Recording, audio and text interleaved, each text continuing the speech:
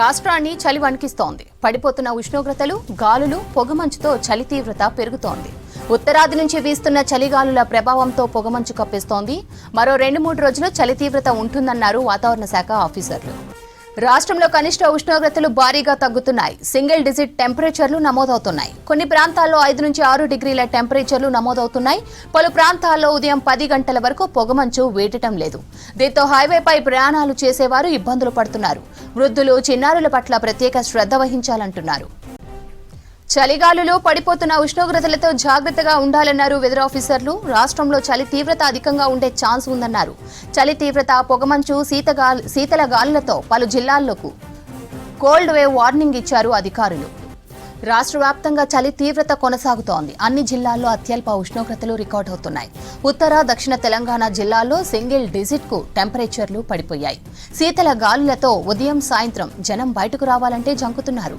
వృద్ధులు, చిన్నారులు జాగ్రత్తగా ఉండాలని డాక్టర్లు సూచిస్తున్నారు.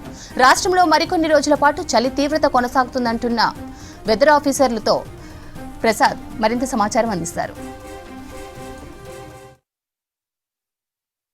తెలంగాణ రాష్ట్ర వ్యాప్తంగా చలి తీవ్రతలు కొనసాగుతూ ఉన్నాయి. ముఖ్యంగా చూస్తే తెలంగాణ రాష్ట్రంలోని వివిధ జిల్లాలలో అయితే చలి తీవ్రత కారణంగా ఉష్ణోగ్రతలు సింగిల్ డిజిట్కే పరిమితమైనటువంటి పరిస్థితి కొనసాగుతుంది. ముఖ్యంగా మనం చూస్తే ఇప్పటికే తెలంగాణలో గడిచిన వారం రోజుల నుంచి చలి తీవ్రత అనేది చాలా ఎక్కువగా పెరిగింది. ప్రధానంగా మనం చూస్తే తెలంగాణ రాష్ట్రంలోని ఇటు ఉత్తర తెలంగాణ జిల్లాలతో పాటు అదేవిధంగా దక్షిణ తెలంగాణ జిల్లాలలో చలి తీవ్రతలు కనిష్ట స్థాయిలో రికార్డ్ అవుతున్నటువంటి పరిస్థితి అయితే మనం చూస్తున్నాం. ప్రస్తుతం మనం తెలంగాణ రాష్ట్ర వ్యాప్తంగా కొనసాగుతున్నటువంటి చలి తీవ్రతను ఒకసారి గమనించినట్లయితే ఉష్ణోగ్రతలు చాలా జిల్లాలలో సింగిల్ డిజిట్కే పరిమితమైనటువంటి పరిస్థితులు అయితే కొనసాగుతున్నాయి. మనం ప్రస్తుతం గమనిస్తే ఇటు ఉమ్మడి ఆదిలాబాద్ జిల్లాలో 8 డిగ్రీల ఉష్ణోగ్రతలు నమోదవుతున్న క్రమంలో సంగారెడ్డి, నిర్మల్, నిజామాబాద్ జిల్లాల్లో కూడా 8 డిగ్రీల ఉష్ణోగ్రతలు నమోదవుతున్నటువంటి పరిస్థితి. అంతేకాకుండా ఇటు మెదక్తో పాటు అదేవిధంగా మనం పలు జిల్లాలను గమనించినట్లయితే మెదక్, నిజామాబాద్లో 9 డిగ్రీల ఉష్ణోగ్రతలు నమోదవుతున్నాయి. అంతేకాకుండా ఇటు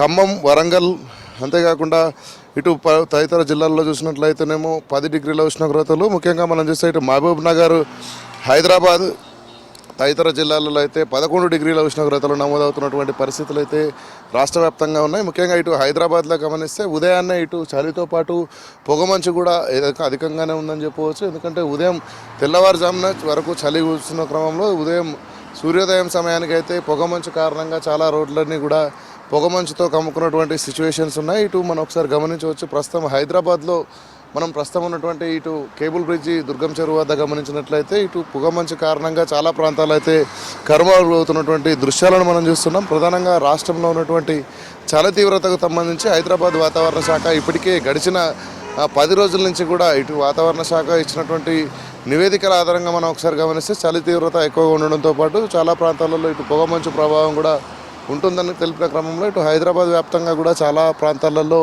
ఉష్ణోగ్రతలను మనం ఒకసారి గమనిస్తే 11 డిగ్రీల ఉష్ణోగ్రతలు నమోదవుతున్నటువంటి పరిస్థితి. అంతేకాకుండా ఇటు తెలంగాణ రాష్ట్ర వ్యాప్తంగా మనం గమనించినట్లయితే ఉష్ణోగ్రతల ప్రభావం ఇటు 8 నుంచి 14 డిగ్రీల ఉష్ణోగ్రతలు నమోదవడంతో పాటు అత్యధికంగా 26 నుంచి 30 డిగ్రీల కనిష్ట ఉష్ణోగ్రతలు నమోదవుతున్నటువంటి సిచ్యువేషన్ అయితే కొనసాగుతుంది.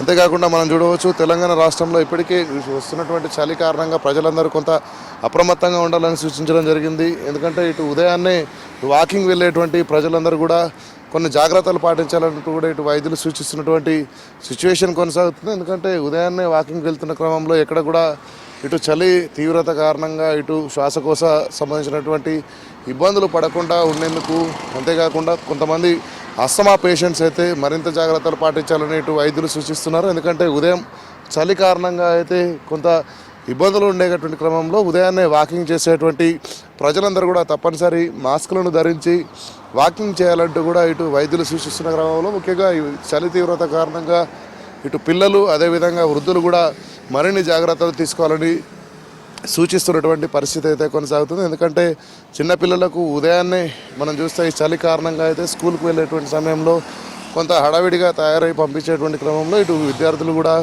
కొంత దగ్గు, జలుబు వంటి సమస్యలకు గురయ్యేటువంటి అవకాశం ఉండడంతో ఖచ్చితంగా ప్రజలందరూ కూడా చలి తీవ్రత నుంచి బయటపడేందుకైతే జాగ్రత్తలు పాటించాలని సూచిస్తున్నారు.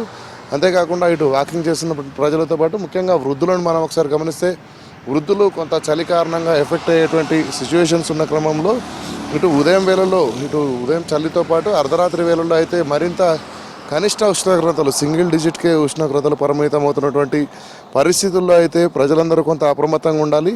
ముఖ్యంగా చాలా ప్రాంతాలలో ఇప్పటికే ఐఎండీ హెచ్చరిక ప్రకారం అయితే చలి ప్రభావంతో పాటు మరికొన్ని రోజులు చలి ప్రభావం ఉండేటువంటి అవకాశం ఉందని కూడా చెప్తా ఉన్నారు. సో దీని ప్రకారం అయితే మనం చూస్తే చలి నుంచి ఉపశమనం పొందేందుకు ఇటు ఏదైతే స్వెటర్స్ లాంటి దుస్తులను ధరించడంతో పాటు ఖచ్చితంగా జాగ్రత్తలు అయితే పాటించాలని ఇటు వైద్యులు కూడా సూచిస్తున్నారు. సో మరికొన్ని రోజుల పాటు కూడా చలి ఉండనున్న నేపథ్యంలో ప్రజలందరూ కూడా అప్రమత్తంగా ఉండాలి.